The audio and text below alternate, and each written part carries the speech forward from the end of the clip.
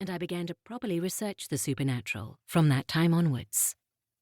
And all these years later, whenever I glimpse my reflection in a mirror, I know a part of me is still searching for her. I have had other unexplained visions since then, mostly of dancing shadows and flickers in the corner of my eye. None of them have been quite so visceral or seen with my wide-awake eyes as the pale lady in the mirror.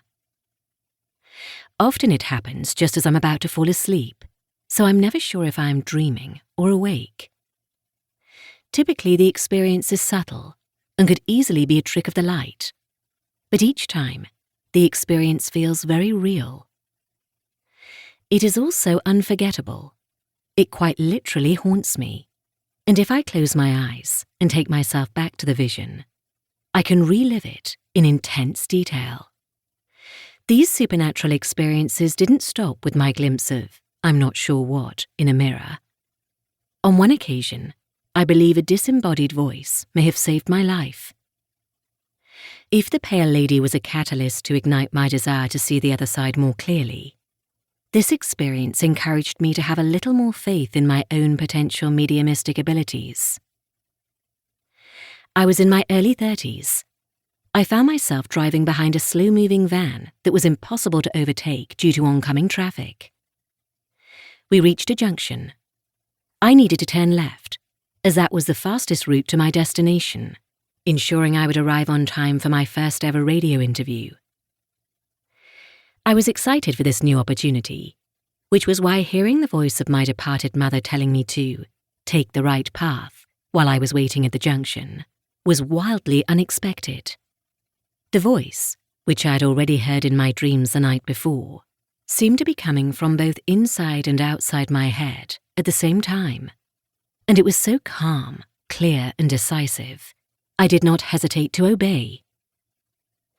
I instinctively turned right and missed my radio slot because the roundabout route to my destination from that point involved heavy traffic delays.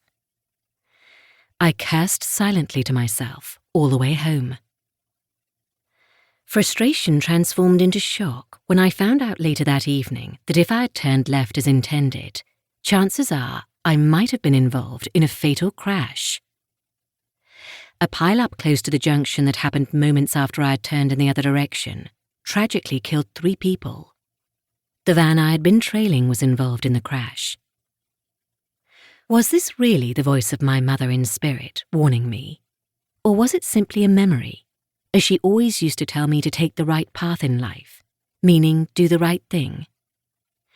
Or was it my impatience about being stuck behind a van that made me irrationally turn right? I will never know for sure, of course, but it's something I often reflect deeply about. I'm very aware that seeing things that aren't there and hearing voices is often said to be one of the first signs of madness. Although my family may at times disagree, I'm most certainly not mad. I don't suffer from hallucinations or anxiety. I have gone through every possible explanation, and I feel sure that both the woman in the mirror and the mysterious voice while I was driving were not things I imagined.